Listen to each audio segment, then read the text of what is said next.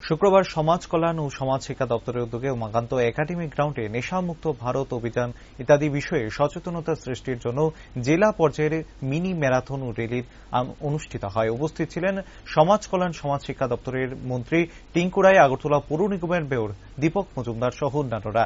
পাশাপাশি উপস্থিত ছিলেন পশ্চিম ত্রিপুরার জেলাশাসক দেবপ্রিয় বর্ধন সহ অন্যান্যরা।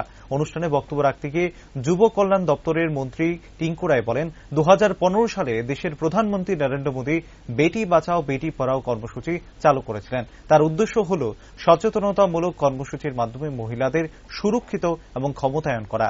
দেশের স্বাধীনতা আন্দোলনে মহিলাদের ভূমিকা ছিল উল্লেখযোগ্য। বর্তমান সময়েও দেশের স্বাধীনতার সার্বভৌমত্ব রক্ষার প্রশ্নে সর্বক্ষেত্রে মহিলারা অগ্রণী ভূমিকা নিয়ে কাজ করছে।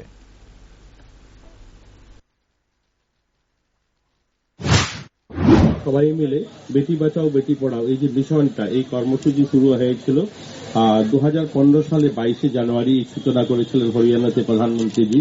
এটা একটা অ্যাওয়ারনেস ক্যাম্পেইনিং, অর্থাৎ আমরা সবাইকে জাগ্রত করতে চাই যে বেটি বাঁচাও বেটি পড়াও, অর্থাৎ বেটিদেরকে ক্ষমতায়ন করা এবং তাদেরকে সুরক্ষিত রাখা। আমরা যদি দেখি আমাদের ভারতে, আমি খুব সংক্ষেপে বলবো, এত রৌদ্র গরমের মধ্যে এর জন্য কেউ বক্তব্য রাখছেন না, আমিও সময় নেব না।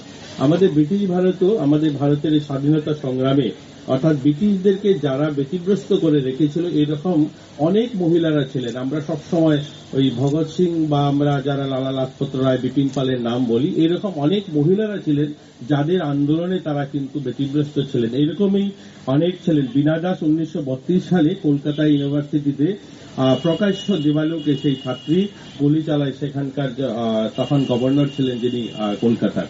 অর্থাৎ তখনকার সময় থেকে সরোজিনী নাইডু, ঝান্সি রানী, ক্যাপ্টেন লক্ষ্মী সাইগল, ননিবালা দেবী, এরকম অনেক মহিলারা ছিলেন, নারীরা ছিলেন তখনকার সময়ও, যারা এই ব্রিটিশকে আমাদের দেশ থেকে তাড়ানোর জন্য প্রথম সারিতে এসে এই লড়াইটা করেছিলেন। আজকের ভারতেও এরকম অনেক নারী রয়েছেন, যারা মহিলারা রয়েছেন, আজকে আমাদের দেশের স্বাধীনতা সার্বভৌমত্ব রক্ষার জন্য যেমন ডিফেন্সে কাজ করছে, তেমনি বিভিন্ন স্পোর্টস, বিজনেস, এরকম অনেক জায়গাতে ইন্দ্র নৈনী, রাধিকা আগরওয়াল, যারা ব্যবসার জগতেও নিজেদেরকে পৃথিবীর অন্যতম জায়গায় তুলে ধরেছেন।